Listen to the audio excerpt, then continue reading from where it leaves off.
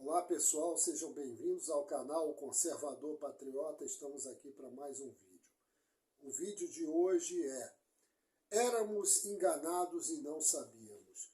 Antes de começar, gostaria de pedir a todos que se inscrevam no canal, curtam, compartilhem e enviem os amigos. E se puderem contribuir, o Pix está no canal, ok? Então vamos ao que interessa. A frase infeliz do integrante do STF e Moraes dizendo que sem as redes sociais éramos felizes e não sabíamos, gerou repercussão e muita reflexão. Se formos analisar como era o país antes das redes sociais, vamos verificar que o monopólio da informação estava todo nas mãos da grande mídia, sobretudo da rede Globo Lixo, que detinha o percentual maior de telespectadores. O povo não se interessava muito por política. Os assuntos giravam em torno de futebol, escola de samba, novelas da Globo e às vezes de economia, quando a situação ficava sufocante. Eu vivi essa época e sei do que estou falando. O povo, na sua maioria, era conduzido como gado a eleger políticos indicados pelo sistema maçônico comunista e globalista da nova ordem mundial, que controlava as mídias. Né?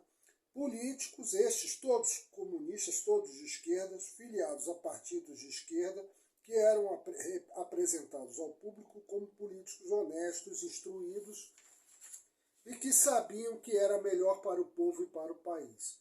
Isso acabou implantando a estratégia das tesouras, uma estratégia idealizada pelo ex-ditador sanguinário Vladimir Lenin, que dava ao eleitor duas opções de partidos, porém ambos eram aliados, com ideologias idênticas e que faziam acordos espúrios por debaixo do pano, que foi o caso da dupla PSDB e PT.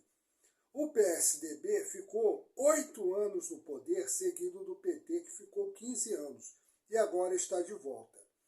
A corrupção generalizada do PT para abastecer o Foro de São Paulo, que é uma organização supranacional que visa a implantação do comunismo na América Latina e que tem alianças com grupos terroristas como o MST e narcoterroristas como as Farc, só veio à tona com o Mensalão e com a Operação Lava Jato, porque a mídia não tinha como esconder e até recebeu o apoio do PSDB, que se sentiu traído pelo PT. A mídia escondeu durante décadas a existência do Foro de São Paulo. Existência esta amplamente denunciada pelo professor Olavo de Carvalho, que com as redes sociais pôde revelar amplamente sobre esta que foi a maior conspiração da história. Temos que entender que a partir do advento das redes sociais, muita informação que era ocultada passou a vir à tona. E o cidadão comum passou a ter voz, podendo ter seu próprio canal e a dizer o que pensa, desde que não seja crime. Temos que entender também que antes das redes sociais, os jornalistas e apresentadores da grande mídia detinham grande poder. Eles recebiam uma formação ideológica marxista-leninista, hoje progressista, nas universidades, pelo fato de seus professores serem comunistas ativistas e passavam a ocupar as vagas de emprego nos jornais e nas emissoras de televisão. Quanto mais radical de esquerda, mais prestígio tinha. Isso se deve ao fato da utilização da estratégia gramsciana de ocupação de espaços na superestrutura do poder, termo marxista para a cultura e informação. O jornalista, escritor, intérprete, cantor, ator e demais profissionais do meio cultural e artístico eram para Antônio Gramsci um intelectual orgânico, ou seja, todos que lutavam na guerra cultural pela hegemonia do Partido Comunista, no caso do Brasil, PT, deveriam ser considerados intelectuais, enquanto o verdadeiro intelectual que busca pela verdade ou que se considera conservador e não faz parte do establishment, deveria ser perseguido, calado ou então ridicularizado. e tido como louco, como foram os casos do professor Olavo de Carvalho e do doutor Enéas Carneiro. Só poderiam ser divulgadas as obras desses intelectuais orgânicos, obras dissoantes do que o partido pregava, deveriam ser ocultadas, principalmente no mundo acadêmico. Esse jornalista, artista intelectual orgânico, passou a ser chamado de formador de opinião. Isso incluía também os especialistas, entre aspas, chamados para opinar sobre assuntos pautados pela mídia. As redes sociais desmascararam esses falsos intelectuais e transpareceram os verdadeiros. As notícias manipuladas passaram a ser confrontadas e as verdades vieram à tona. Hoje, somente uma parcela da população formada por deficientes mentais se informa pela grande mídia. A parte saudável da população está toda na internet. Hoje sabemos sobre os planos da máfia da nova ordem mundial. Sabemos que a esquerda sempre trabalhou com os grupos monopolistas bilionários contra a população. Sabemos que os jornalistas não passam de militantes ativistas da extrema esquerda que mentem, desinformam e manipulam seus telespectadores. Sabemos que os artistas especialistas são pagos para favorecerem o partido que o sustenta e que esse partido que nos desgoverna não passa de uma organização mafiosa partidária e que estamos em uma ditadura comum petista bolivariana, que nos quer calar a todo custo através da regulamentação das redes sociais. A verdade é que esse sistema está cada vez mais revelado aos olhos do povo e mostrando toda a sua podridão que supura no fundo de sua alma. O Imorais, que está lá representando e perseguindo opositores, amando desse sistema, não consegue emplacar suas inverdades. Por isso, ele e seus comparsas comunistas do PT e da grande mídia dizem que eram felizes e não sabiam.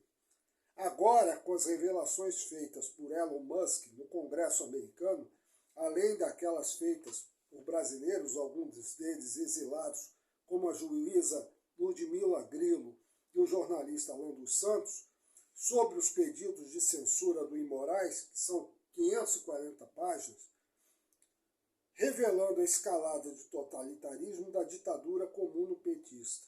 Nós brasileiros temos a plena certeza de que fomos enganados durante décadas por jornalistas, apresentadores, escritores, artistas festivos e demais membros da mídia, assim como os políticos e empresários corruptos.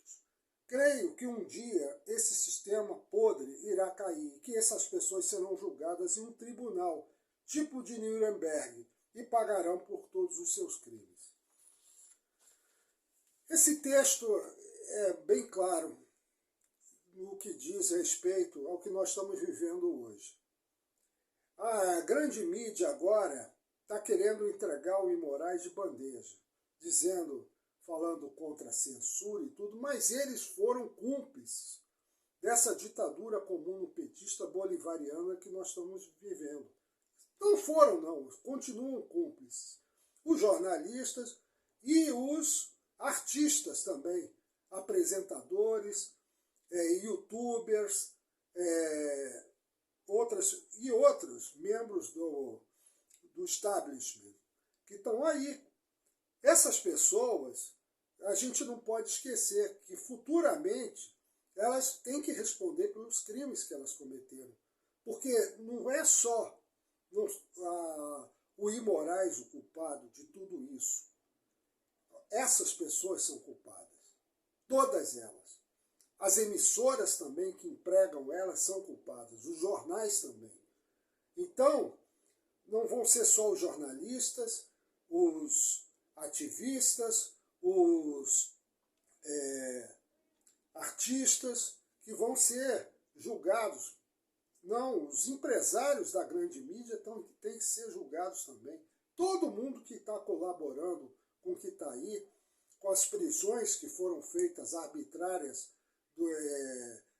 do 8 de janeiro, com as ilegalidades cometidas. Os policiais que estão a mando do Moraes, eles têm que ser responsabilizados. Os militares, traidores, covardes e melancias, também terão que ter a sua cota de responsabilidade. Enfim, todos eles vão ter que ter. Não é possível que isso passe em branco, porque uma hora isso vai estourar. E já está estourando. Só que não pode ser só uma pessoa a culpada. Essas outras têm que ser culpabilizadas também. Então, eu encerro aqui o meu vídeo. Agradeço a todos por assistirem o canal. E, como eu disse no início, curtam, comentem, compartilhem e vamos em frente. Muito obrigado.